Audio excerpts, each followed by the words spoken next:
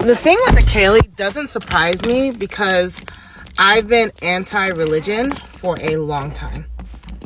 For me, growing up, there was a couple of things that were a little bit red flags when I grew up in the church. So I grew up Catholic. I was very involved in like the youth group. I did choir. I was a CCD teacher. Like I did all the stuff. Also, I did all the sacraments. Like I was baptized, confirmed, did first communion, confirmed. I didn't get the other four sacraments. Like I haven't been married yet, all that stuff. And like, I know about Catholicism. But there was a couple of things that made me question the church and really question organized religion. I say that because I still believe in God. I still pray and I try to follow Jesus's teachings and God's teachings by being a good person and treating people the way I want to be treated. The first red flag for me growing up was when people would tell me, in religious circles and like not only Catholic circles but Christian circles, oh, gay people are gonna go to hell. And it was like kind of question things because I had it wasn't, again, when I was in high school, being gay was a little of a taboo, so people didn't talk about it a lot, but people started to slowly come out, including a few of my friends. And they were like, the coolest people I've met, super kind, super nice. And it made me question, there's like these good, nice people are going to hell because they happen to love someone of the same sex. It confused me. Then secondly, I was dating this guy later. It was like, I was seeing him for a little bit and we were talking about Catholicism.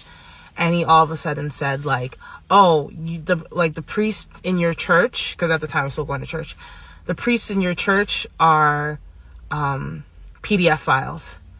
And I was appalled because, especially because I was really involved in the church, I'm just like, they would never, they're good people. Like the main leader of the church actually passed last year. So RIP to him. I'm just not mentioning names because, yeah.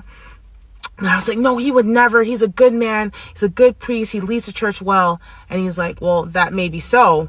But with the Catholic Church, he probably knows someone who did something and didn't speak out against it.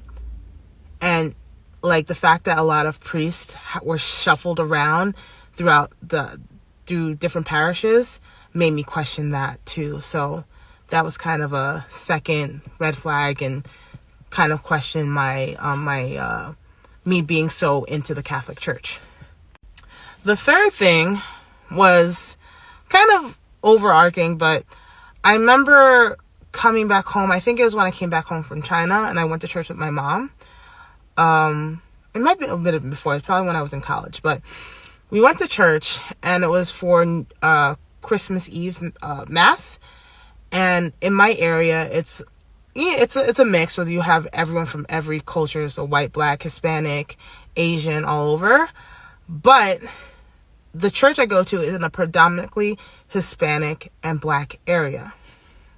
And if you look at my church, there's a lot of the imagery of Jesus and Mary and everything portrays Jesus as being white. And I remember for Christmas Eve Mass, there was usually a lot of Latinos. They bring kind of a figurine of Jesus, like a big life-size one, and they get it to be blessed. And all the figurines in the church were white. And it made me think about colonialism and the fact that people, a lot of people used to use, or imperialists and people who used to colonize different cultures use religion to colonize people. So I'm just like, that felt weird. And then on top of that, I felt a little bit weird when it's like, if you've been in a Catholic church, you sit, you stand, you kneel, you sit. And it seemed a little bit cultish to me. I know it's not, but it just got into my mind a little bit. So that was kind of the last straw. I think that believing in God and believing in a higher power is something that is powerful, and it's some way to guide your life and to do the right thing. But the problem is, especially with Christianity right now, is that people, especially I'm talking about mega churches and that stuff, they use their power within the church to manipulate and to take advantage of parishioners. I say parishioners because of, people that come to church. And it's kind of sad because everything that has been taught goes about, Jesus and God and living your life within Christ is the opposite of what these people are doing. And then when you see that video of Nikali and those people, it just kind of confirms my beliefs. But yeah, is there anyone out there that kind of stopped going to church because of their awakening? Let me know in the comments.